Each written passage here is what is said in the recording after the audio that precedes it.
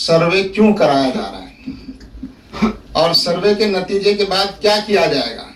क्या ये अदालत का और मुल्क का वक्त जाया किया जा रहा है। जब आप उस पोजीशन को बदल नहीं सकते हैं कानून के मुताबिक, तो सर्वे कराने के मतलब ही ये है कि आप एक बहस छेड़ना चाहते हैं मुल्क में और एक पूरे मुल्क को एक चार्ज करना चाहते हैं, तो इसका बड़ा नुकसान होगा।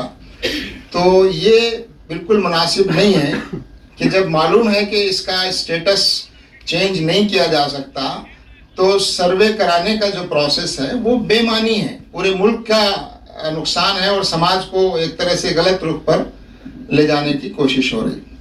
लेकिन कुछ लोग ये मांग कर रहे हैं कि प्रेसिडेंस ऑफ वर्शिप एक्ट जो है उसको अबॉलिश किया जाए। मनोज तिवारी जो बीजेपी तो कुछ लोग तो इस देश को कुछ और बनाने की मांग भी कर रहे हैं, तो मांगे तो होती रहेंगी, लेकिन इस वक्त मुल्क उस कानून से चलेगा जो कानून इस वक्त मौजूद है। जो कानून इस वक्त मौजूद है उसके मुताबिक मुल्क चलना चाहिए और हमारी अदालतों को भी इसका ख्याल रखना चाहिए कि जो कानून बने हुए हैं उनके मुताबिक ही ऐसे इकदाम किए जाएं जिससे उन कानून की खिलाफ वर्जी होती हुई नजर ना आती हो। इंजीनियर साहब, सवाल ये है कि ये कहा जाता है कि वो जगह क्या है, उसका कैरेक्टर क्या है, ये पता लगाने के लिए सर्वे होता है। ये नई किस्म की ये दलील अब आजकल आती है। नहीं, क्यों पता लगाना चाहते हैं अब पता अगर आप लगा लेंगे तो क्या करेंगे। क्या उस जगह की शक्ल को बदला जा सकता है।